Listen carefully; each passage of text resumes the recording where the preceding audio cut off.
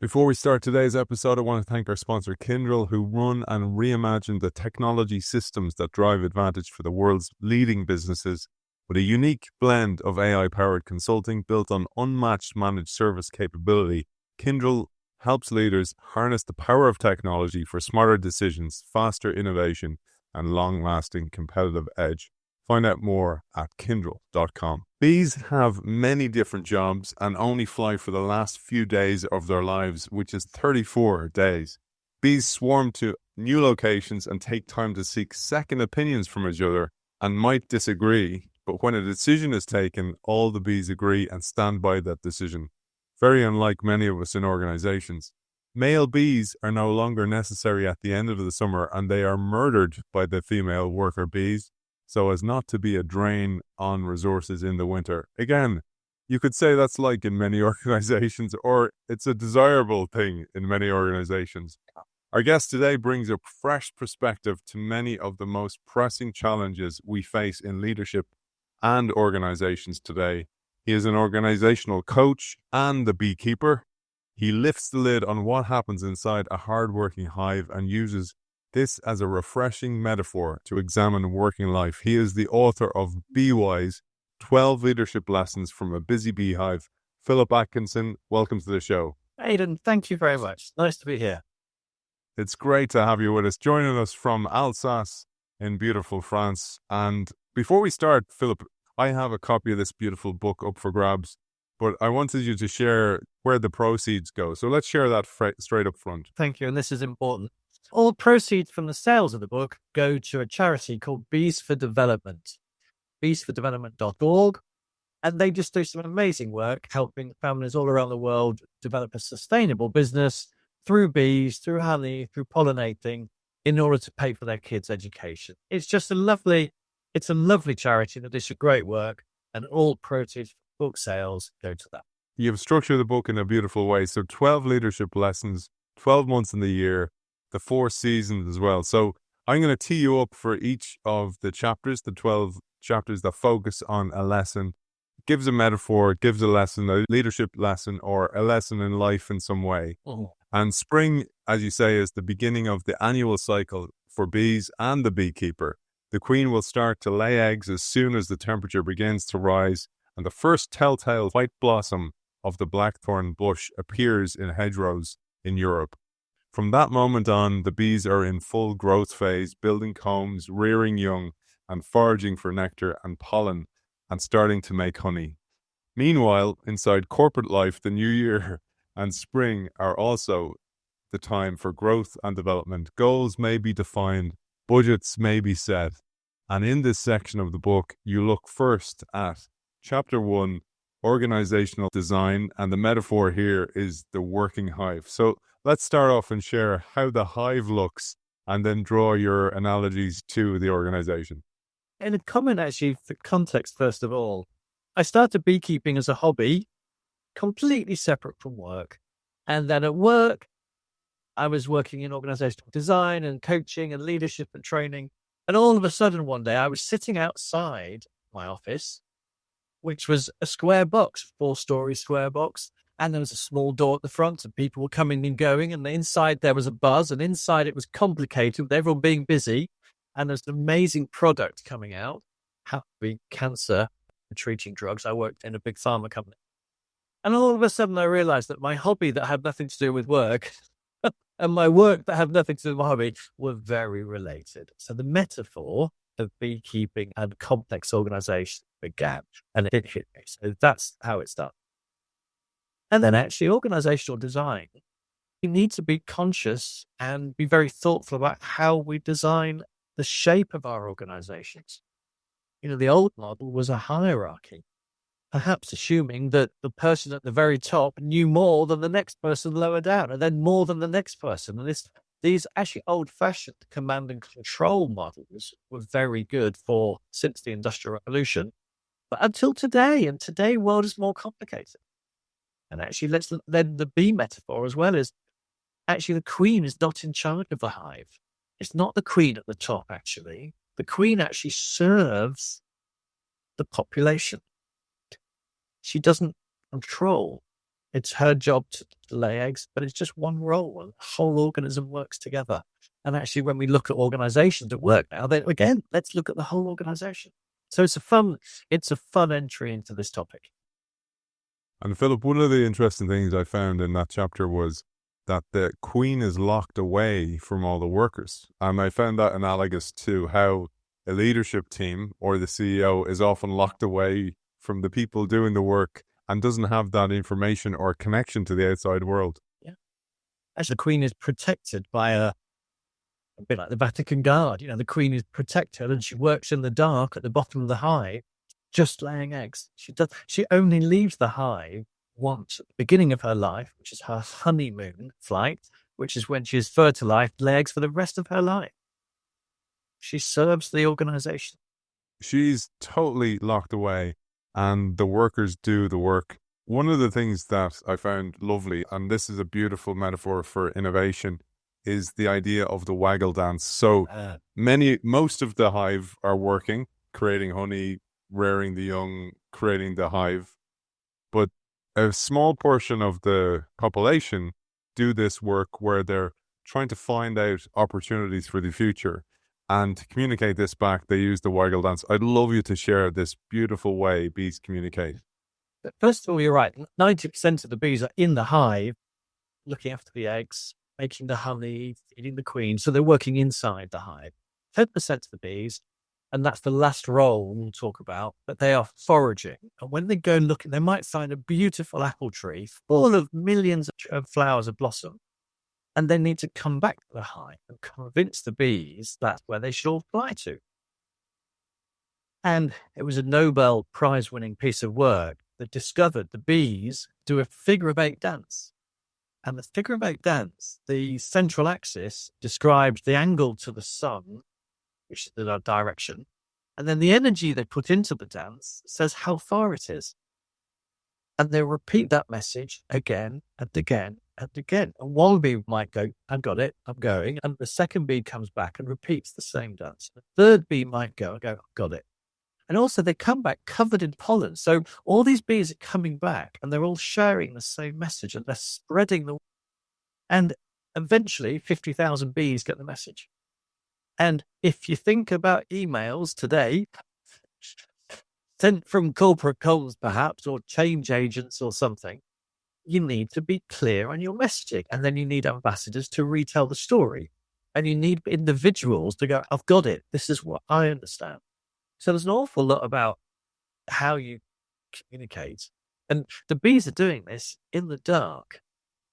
So it's in a very busy, noisy hive. And sometimes at work, it can feel like you're in the dark in a very noisy, busy hive. But you really need to be clear about your messaging. So this is a fun chapter to learn from the bees. It's such a relevant analogy for what happens inside organizations where the same thing, and I'm sure it's the exact same in populations. You work as an organizational design consultant. You also work coaching people. And you know those people you come across, they're mainly the listener to this show. They are the forager who are out looking for, who and they don't even mean to, but they can't help but not see new opportunities. They can't help but look to explore. There are probably highly dopaminergic people that spot opportunities. And this piece about the communication is, it doesn't matter how good the idea is unless you can relay that story back to the organization to get them to agree it. And this is where so much of innovation falls apart. So let's just spend a moment on this really important aspect of communicating the opportunities back to the hive, the organizational hive. Well, first of all, you're right. And whether your organization is a group of 15 volunteers or 15,000 or 150,000, how you communicate, it's a two-way thing. Just communicating to people is not enough. You need to make sure people have understood it, and then you need to hear that back again. And some clients we work with, it might be to customers or to clients or to colleagues. You can't just say, I sent an email in the summer and it's done. We need to be more conscious about how we are communicating.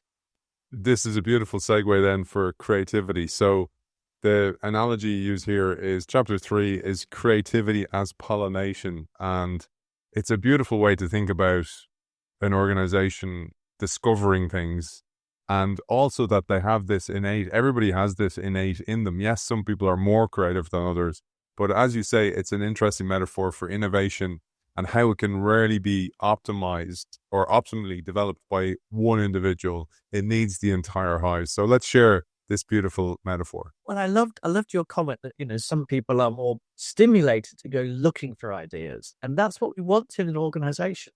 We're not going to find ideas inside the hive in the dark at the bottom when we're busy all the time dealing with internal focused stuff in the dark. We need to stretch our wings and we need to explore and we need to look at the horizon. And that's where ideas come from. And ideas come from diversity as well. Again, let's go back to the bees. You do get these beautiful big meadows, huge, all the way across Europe and America, these huge yellow fields of rapeseed oil. There's no diversity in there.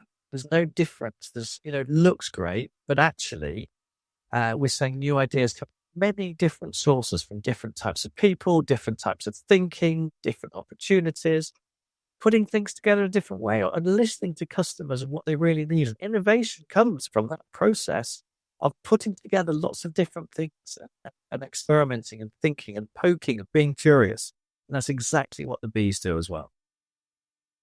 I thought that was interesting linkage to the queen. So if the queen is the CEO, essentially, and she is stuck in the hive, locked away with that guard, the Vatican guard, keeping her carefully away from everybody. It's so true in so many organizations. Until recently, many organizations even had a separate lift for leadership so they wouldn't have to mix with the common class, the common folk. Yet the whole idea of getting outside the building, getting out there, discovering things firsthand is so important. And there was a really important part you mentioned in the book. You said, according to Edgar Dale, the American educator, we remember only 20% of what we hear, but 80% of what we personally experience. And I thought that was so important, that for innovators, when we see that opportunity, we're tuned into opportunities and we communicate it back. It still doesn't hit home to so many people. So that metaphor is so, so important, where everything builds on each other inside the book. You're right. It's not just hearing something or reading something in the email. You actually kind of need to feel it and own it and process it. And people do that in different ways, actually. And, again, that's back to diversity. Some people need conversations, need time to think. Some people need to reflect.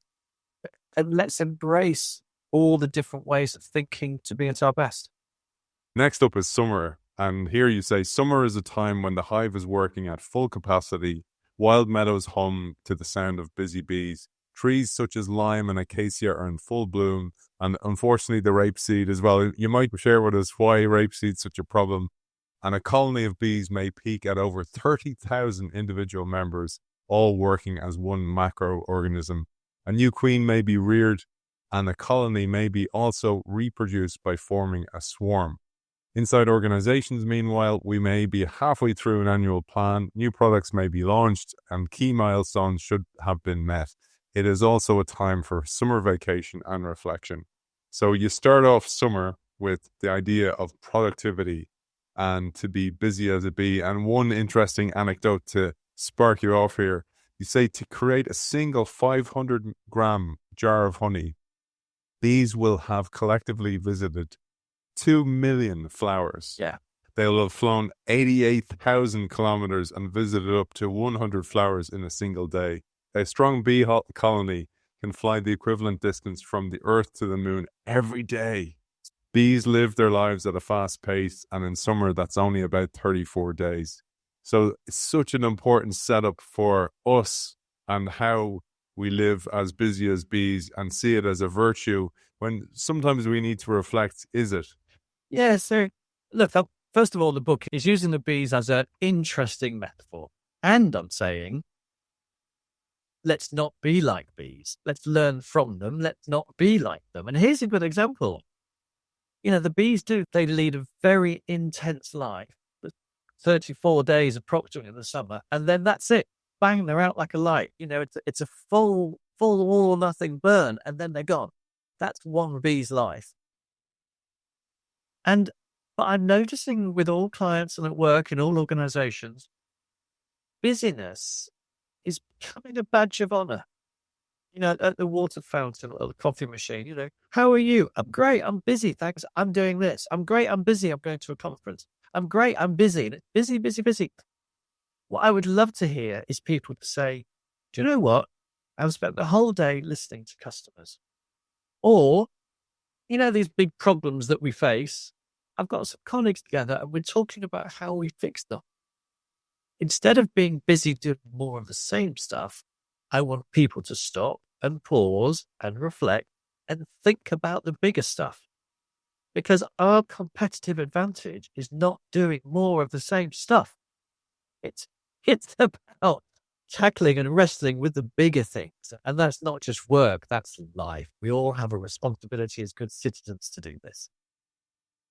And you say here we need a mindset shift that requires letting go of this old framework that I'm valued for my busyness.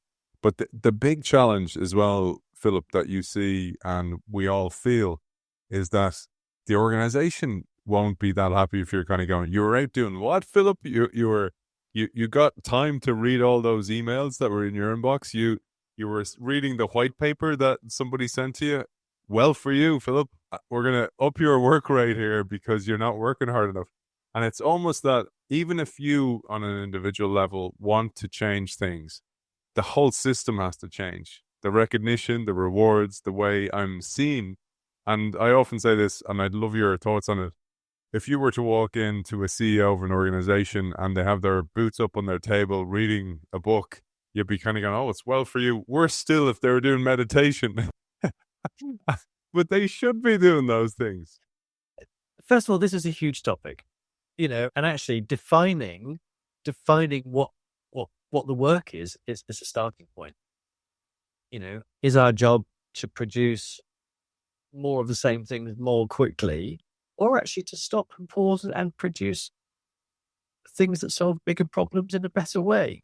And that starts with the chief executive. And I do walk into chief executive offices and have that discussion as my business. And that's also why we see, for example, in terms of recruitment, in Ireland, for example, there's a very active startup scene in technology and innovation and finance. And we're seeing brilliant people starting brilliant organizations and starting with a brilliant culture. And they are hiring the great minds. And actually, for the first time, some of the big organizations are struggling to keep the talented people because the talented people want to work in a culture where they can be brilliant. Don't put me in a box and make me do the same thing a bit faster. But you're right. It is we are in the middle of a massive shift at the moment. A bit like the Industrial Revolution 150 years ago. We are in the middle of a shift right now, and organizations can't keep working the same old way. One of the things I loved in the book, and I'd love you to share the bee story here, is chapter 5's on continuous learning. And it's the job mobility of a bee. And to that point about life is short, that many of us, the old idea of find a job, stay in that job for 20, 30, 40 years, get the gold watch, those days are over. We'll have much more job mobility, in particular the coming generations, and now with AI, that's going to even be on speed. So as a result, we need to take a leaf out of the bee's life and how they actually have job mobility. I'd love you to share the entire career path of a bee. So the average life expectancy of a bee in the summer is, as we keep saying, 34 days approximately. When they first hatch, they're hatched as fully functioning adults, and they are trained to be a nurse bee. And they are trained by the previous bees who've just done that job. And they're trained to be a nurse bee, to look after the larvae themselves, where they just hatched and they are trained to feed and to look after the larvae. That's a real specialist skill. And they only do that for 3 or 4 days. And then they train the larvae that have just hatched. And in turn, then they are trained to do a completely different job, which is to be a builder. And to be a builder is when they use the glands in their mandibles to secrete wax to build those beautiful, perfect hexagonal things. And they repair the hive and all, but they build those beautiful six-sided cells. Very, very different skill. But they focus on that job 100%. That's what they do night and day before being trained to do the next job. And their job is to feed the queen, is to feed the larvae, is to look at protection. And then they gradually work their way towards the front door. They don't go outside. They don't see the front door of the hive until about day 28, 29. And that's when they become security guards. Again, a very different skill. And they're security guards are welcoming the bees back with a waggle dance. And then they only fly, forage for pollen and nectar for the last 3 to 4 days of their life. Now, that's what the bees do. In the discussion in the book, what we talk about is doing the job that you're doing now 100%. Throw yourself in, learn, train, practice, and train other people. Be a mentor, be a coach, be a leader. So do that job and do it really well. And keep thinking about what your next job is going to be. And in working life today, the whole kind of linear vertical career ladder doesn't really exist anymore. And what we're encouraging in the book is for people you are responsible for your own career, not your boss, not your company, not the industry. You are responsible for your career. Keep moving, keep learning, keep growing, keep looking at what gaps there are, keep looking at what you are good at and what you love doing. Keep noticing what you're terrible at and either avoid it or train yourself, but keep thinking, be active in what you are doing in your life and in your career. And it's not an old linear model where you sit on a conveyor belt and after 3 years, you're promoted to the next level, etc. Those days have gone. Again, a shift needed is giving people time to learn on the job, to maybe mentor, as you say, teach the next level, etc. So you can actually move up or have job mobility yourself. But I loved what you said in the book. You talked about the hives. You said throughout the life of a bee, all individuals perform all the main functions within a hive. In case there's a crisis, maybe the hive is damaged and the honey cells need rebuilding, the worker bees can be reallocated to specific roles at short notice to serve the needs of the colony. I thought that was really important because, again, when you need a capability on a personal level and a crisis hits, and you don't have it, it's too late to have that capability. But if you're of this mindset of continually developing yourself, building capabilities before you need it, you're going to be in the right place for when the crisis happens. And I don't mean a crisis in a negative sense, but something's going to happen.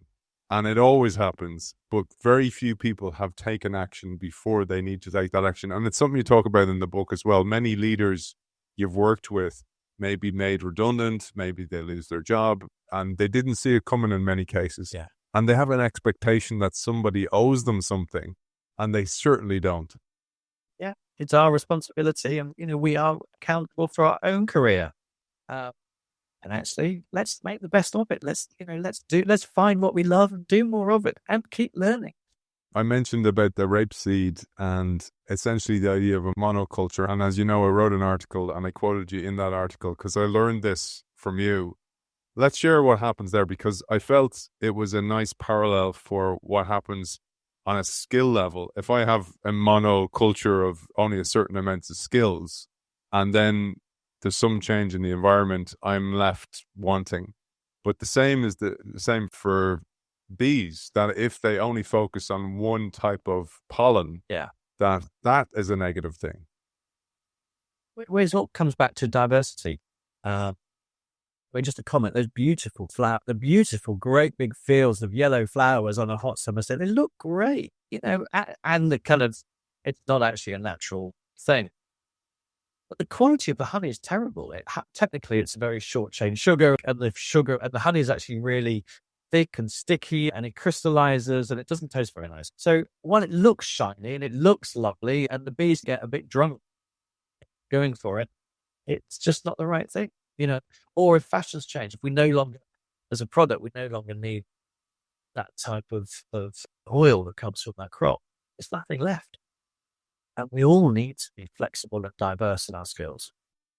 For those of you who are joining us on YouTube, for those of you who can see us, I'm going to share a diagram from the book where Philip shares the T-shaped model, which is more relevant than ever before. And again, speaks to this idea of the multifaceted, multi-skilled bees. But I'm going to share it on the screen here, Philip, and I'd love you to take us through it.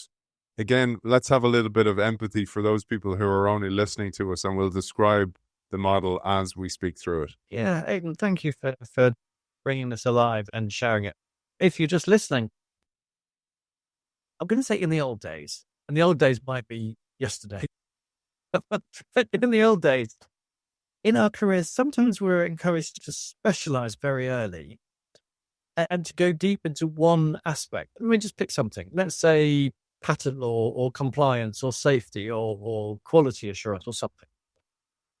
That's great. That's great. Be an expert in that field and keep looking left and right. Keep looking across an organization. And so the vertical part of a T is the in-depth knowledge in a speciality.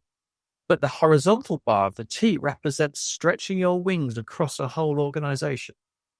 So yes, understand one particular area of the business very well and become a subject matter expert. We need subject matter experts. And with that horizontal thing, we need people that can connect all those different pieces. We need people that can cross boundaries. We need people that can understand the supply chain from the beginning all the way to the end. We need to understand. We need to have people who understand what customers need, as well as how the research and development process works. So this visual and this part of the chapter is encouraging people to think about how they can keep adding value and keep making sure they are essential to an organization or to society. Fantastic. And I'm going to share that in the show notes as well. It's brilliant. And again, it's in the book. And again, a reminder, I have a copy of that book up for grabs for those people who subscribe to our Substack. Chapter 6 is decision making. And boy, are we in a time where we need to have proper decision making in organizations. I'd love you to share some of the examples of the bees again, because I loved what you talked about from a bee life here. You said firstly about how the way the hive decides and how do they and about what to do next and how they spawn a new queen. I'd love you to share these things. Right. This is a fascinating topic. First of all, you're right. Decisions, actually, life is just a function of lots of decisions. But not all decisions need to be taken in the same way. And the real learning from the chapter is at work, in life, let's think about how we are taking decisions and then take the decisions better. You can't just wade in and not all decisions are equal. We need to understand the process of good decision making in order to be more efficient and more effective. But let's look at what the bees do. Now, a beehive grows by swarming. Now, essentially in May, you might get a single beehive, but they grow by dividing. So, for example, if a queen is getting old, the bees sense this and they produce a new queen. And then you've got two queens. And one queen will stay in the old hive and one queen will fly to a new hive, and that's called a bee swarm. And you might have actually seen a bee swarm. It's quite an amazing thing, I'll tell you about. But that's how a beehive grows. That's how it reproduces. Choosing the site of a new hive is a life or death decision. They get it wrong, they all die. It's a big enterprise-wide decision. And first of all, they have a good process for this. So they have lots of scout bees go out and look for a new site. So one bee will come back from site A and one bee will come back from site B. They've not been to each other's sites. First of all, they are just coming back with their data. And a bit like the waggle dance, each bee will tell its story with a level of energy and a level of clarity, and then other bees will go and take a second opinion. So some bees will go to site A and some other bees will go to site B, and they'll come back and they will gather a critical mass of data.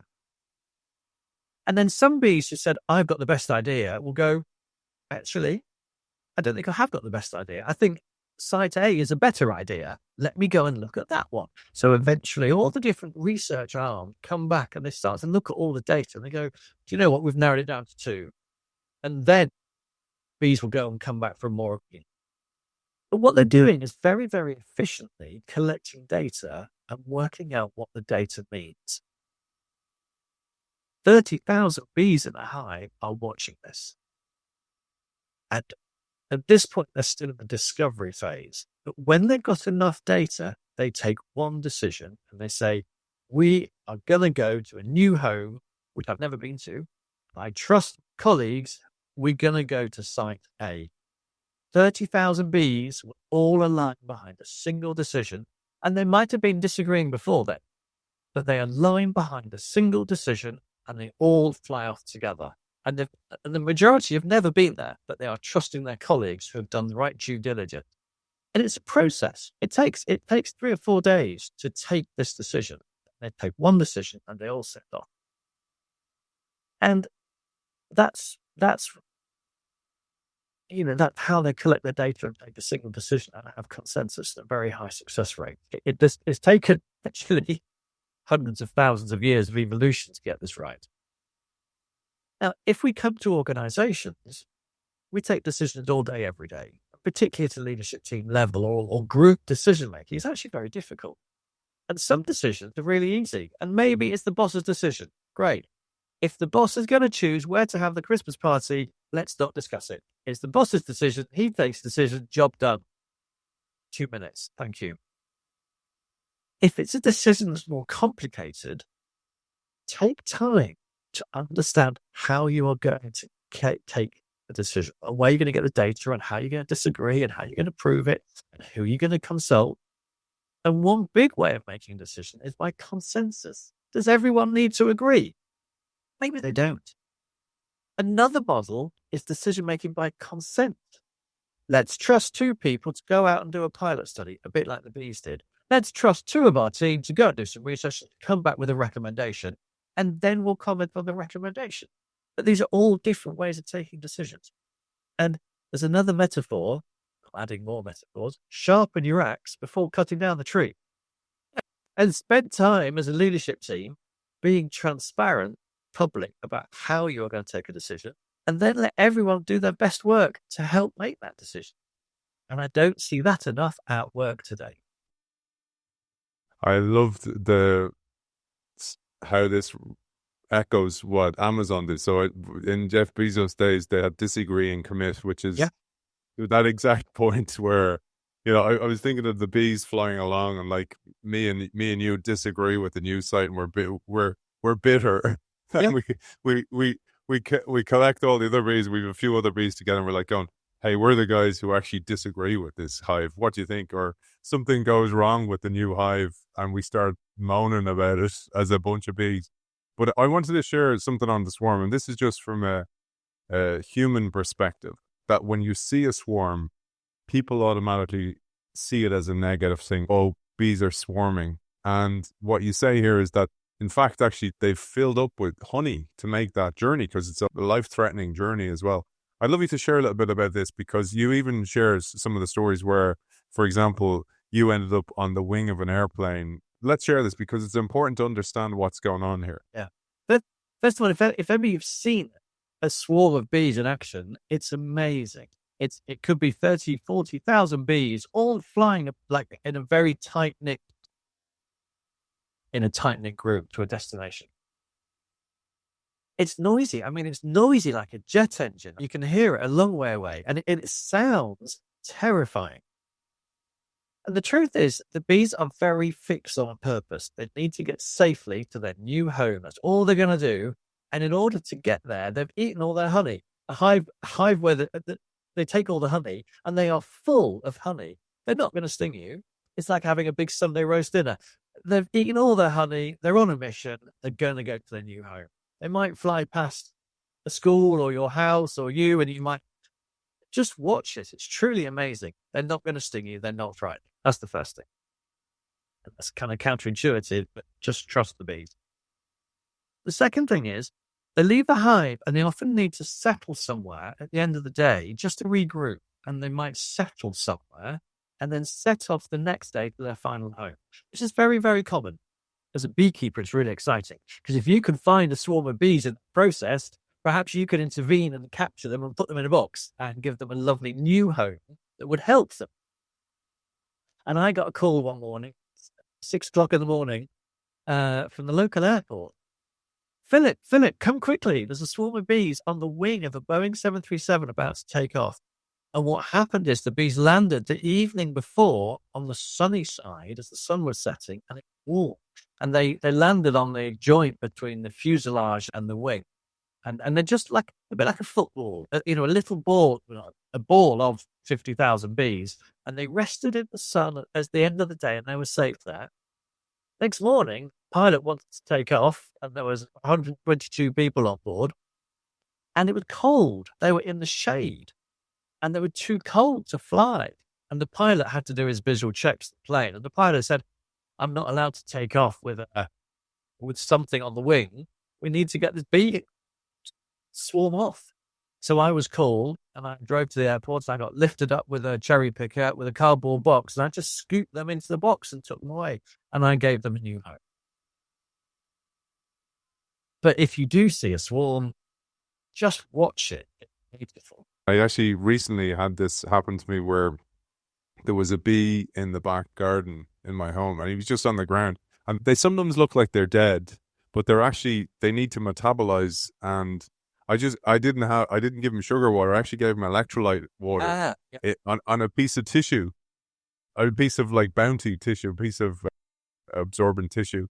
And he just sat on it, and off he flew as a result of that. And I'd love you to share this, because it's an important thing to see. A lot of people, particularly urban people that live in urban areas, or just don't know this, that they can actually help the bee and reignite it and help it go on, and oftentimes actually save its life. Culturally, we are scared of bees. There's a whole thing about the buzzing, the noise, and the black and yellow is a warning sign, the black and yellow stripes. But actually, bees need our help. And what you've just described is very common. At the end of the summer, bees are tired. And they've flown a long way from their hive to get the sugar and the pollen. And they're loaded up, and they're carrying the pollen on their legs, and might be sticking all over their body. And they have to fly back again to their home.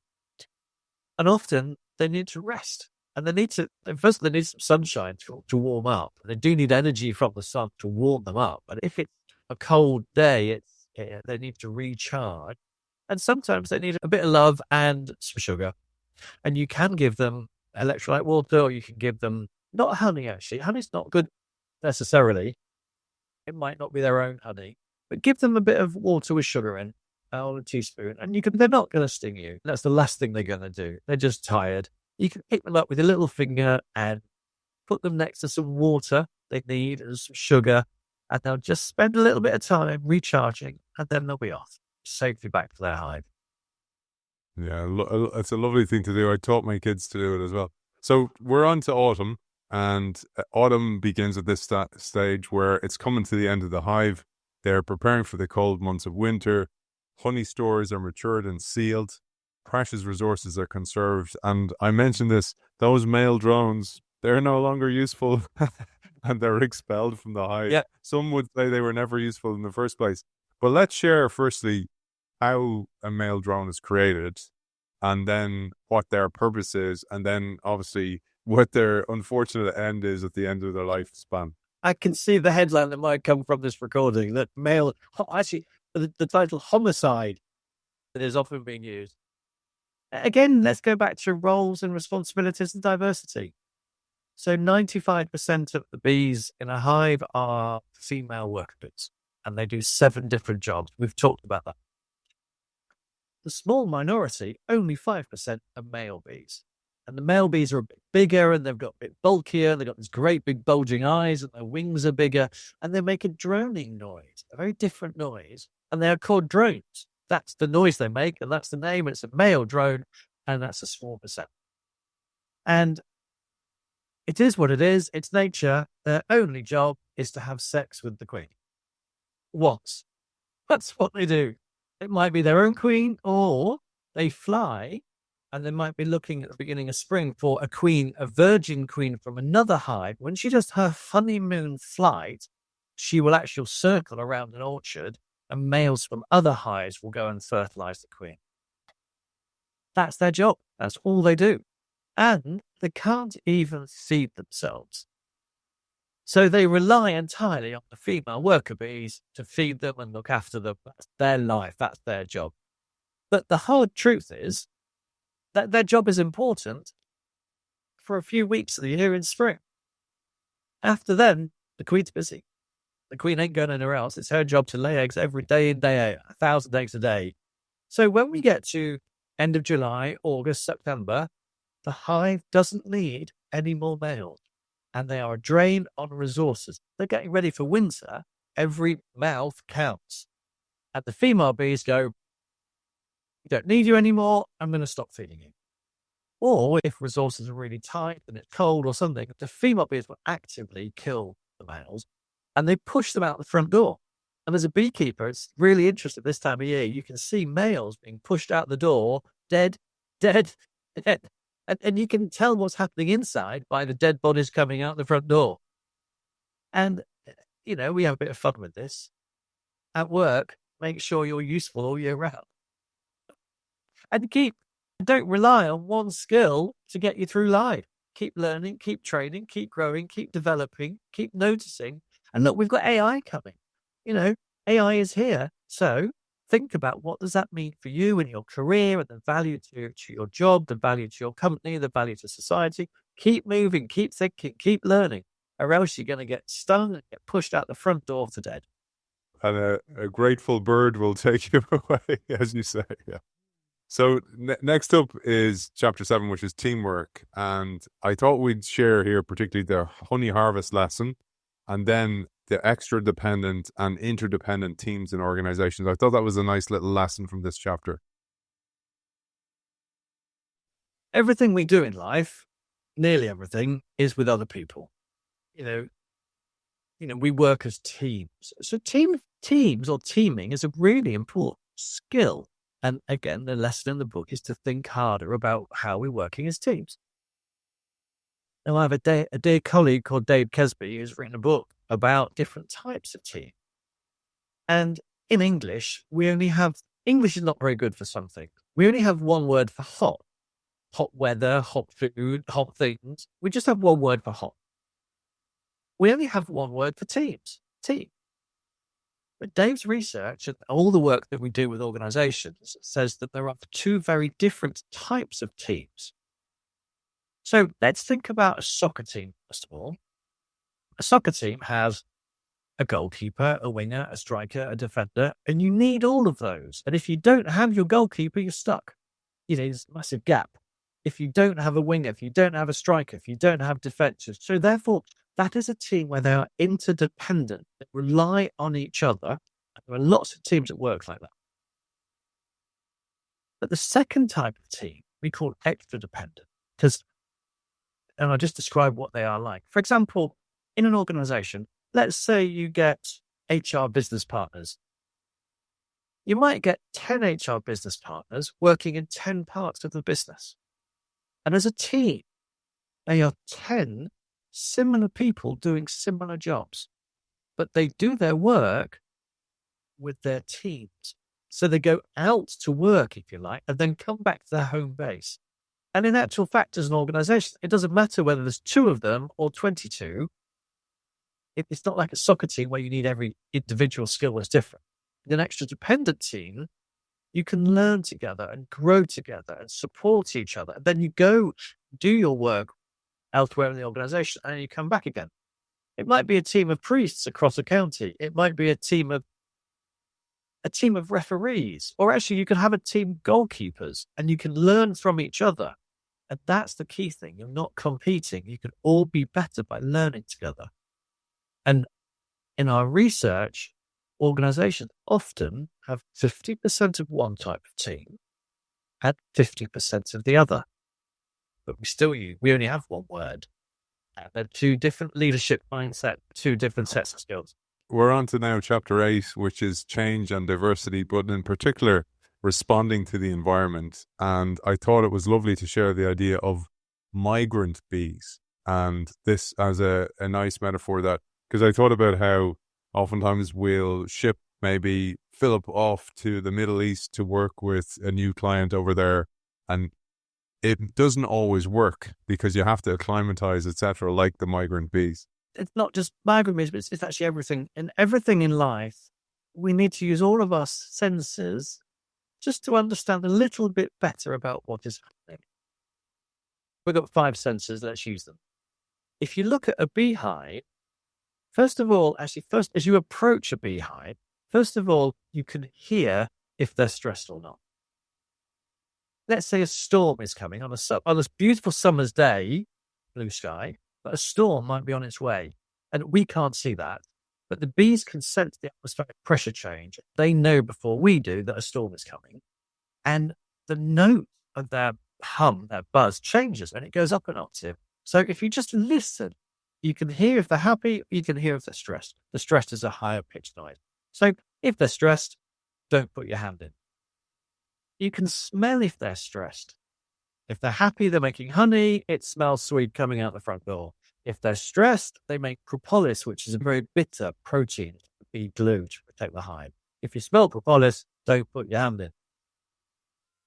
You can see if they're agitated, so just really back into life. If you need to do something with a team or change something or introduce something new, you're going to trigger a response. And just think a little bit harder about, is the timing right? Or what is happening? Or what is that response? Just because people fold their arms and don't say anything doesn't mean they agree.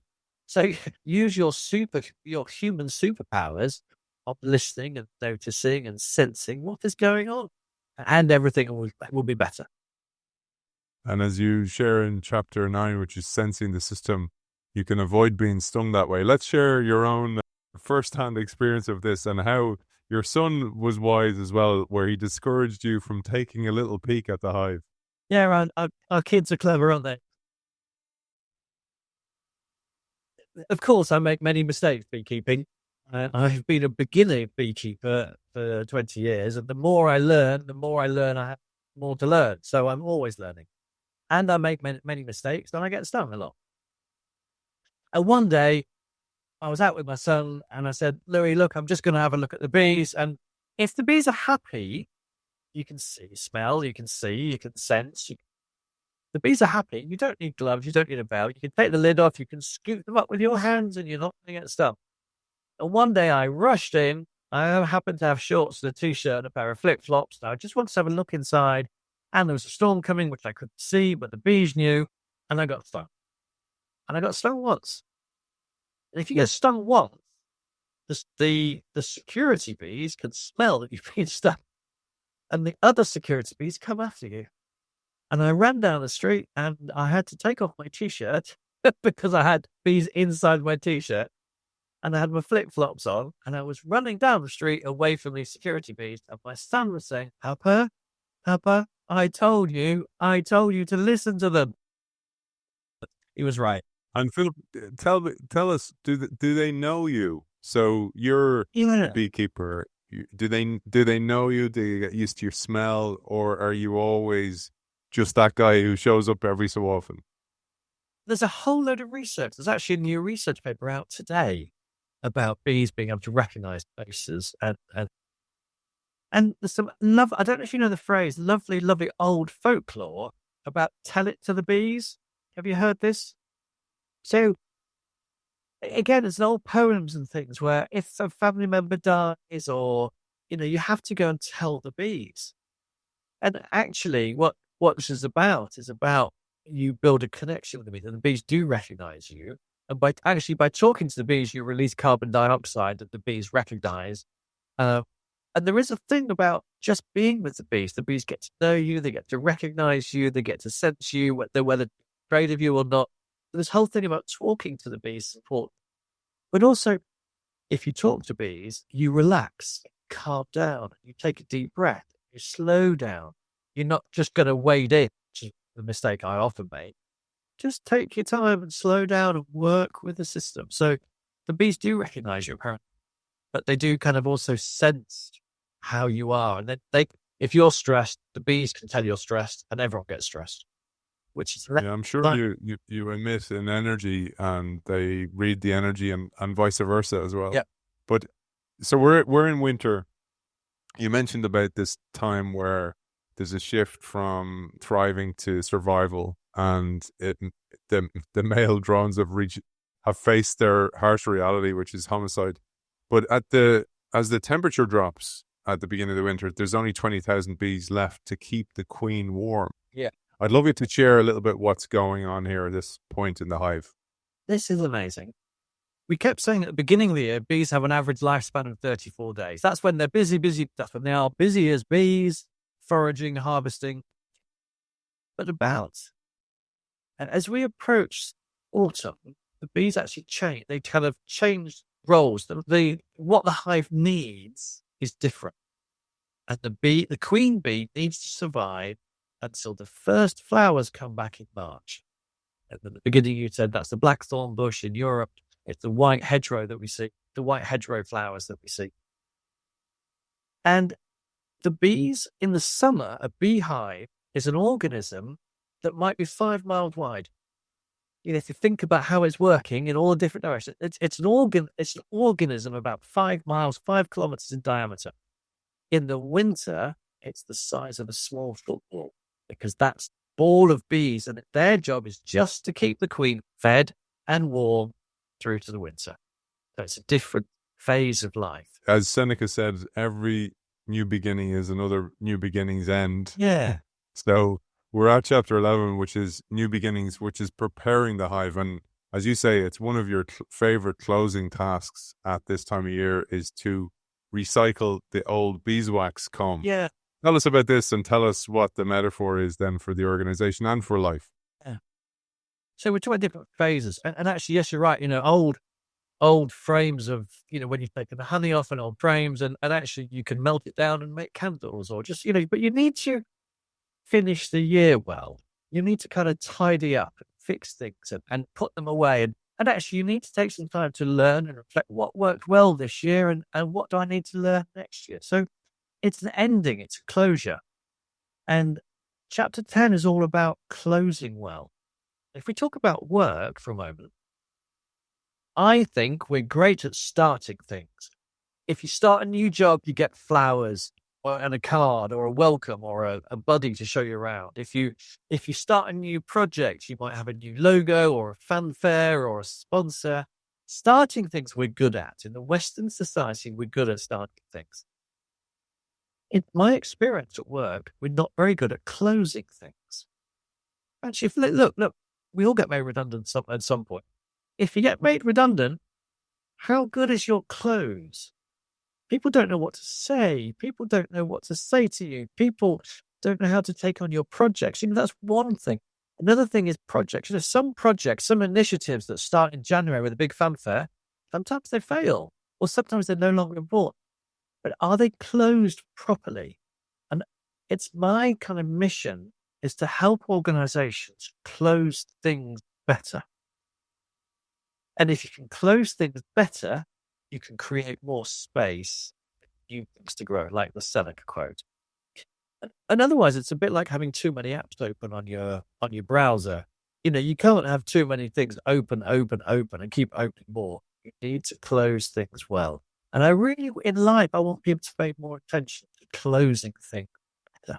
It will help everybody. Which leads us to the close, which is chapter 12, which is all about purpose. And as you say here, the purpose for the bees is quite obvious, but the purpose for us, not so obvious, because we very rarely take that time we mentioned earlier on, the boots up on the desk, thinking about the future, thinking about the present, even thinking about the past. We very rarely do this as a society and definitely not in the workplace. No, we are here on this earth. Let's make the best contribution we can. And actually at work, that also means not just, being paid and doing the work 9 to 5 or whatever it is these days. Actually, let's think a bit harder. What do I love? What am I good at? What's my superpower? What's my contribution to the world? How can I mentor people? How can I coach people? How can I sponsor other people to learn and to grow? And this is actually really fun. And you're right, but it's something we don't do very often. And I'm really encouraging people to have better quality conversations. Talk to a friend, talk to your colleagues over dinner. Think about what it is you're doing. Don't get stuck in something and then get surprised if you get made redundant. Let's think about what we love and what we want to do. This is a lovely way to end the book. It is. I'd love if you would, Philip, read us as a final piece of the book, The Last Bee by Brian Bilston, as a sign off. As you do. I think it'd be a lovely thing to do if you're up for it. I'm pretty sure you probably don't know it off by heart, but I'd love you to give us a quick rendition to close today's episode. Yeah, there we are. So I'm flicking through the book. There's a lovely poet called Brian Bilston. I found it, page 181. I'll read it. The Last Bee by Brian Bilston. After the last bee had did last us, the birds and the butterflies did what they could. But soon the fields lay bare, few flowers were left. Nature was broken and the planet bereft. By Ryan Ilston. And all the bees are missing. And that's what, actually we know full well. The bees are responsible for pollinating 70% of the food that we eat. If there's no bees, as Einstein said, it's the beginning of the end of the universe. And this is a lovely, fun poem by Brian Bilston that says, if we're missing bees, things don't make sense. Absolutely. And it's one of the reasons why I recommend buying a copy of the book. It's a lovely book. And if you're a leadership coach, if you're working in any kind of organizational development, if you're looking to develop yourself, it's got lovely reflections for you as well. Loads of models shared in the book as well. It's a beautiful book. Philip, for people who want to find out more about your work, where can they find you? Great. Thank you, Aidan. First of all, the book, Be Wise, 12 Leadership Lessons from a Busy Hive, is available on Amazon and all bookstores. You can walk into a bookshop and order it. You can order it online. It exists. If you want to learn more, there's a website called bewisebook.com. That's all one word, bewisebook.com. Have a look in there and you'll learn more about the book. And then in there, you'll learn about me. I run a company all across Europe called hivelogic.com. That's hive-logic. And in there, you can see how we use the metaphor of the bees to help organizations, individuals, and leaders and teams on a daily basis. Aidan, thank you. Author of Be Wise, 12 Leadership Lessons from a Busy Beehive, Philip Atkinson. Thank you for joining us. Thank you. Once again, thank you to our sponsor, Kyndryl, who run and reimagine the technology systems that drive advantage for the world's leading businesses. With a unique blend of AI-powered consulting built on unmatched managed service capability, Kyndryl helps leaders harness the power of technology for smarter decisions, faster innovation, and lasting competitive edge. You can find out more about Kyndryl at kyndryl.com.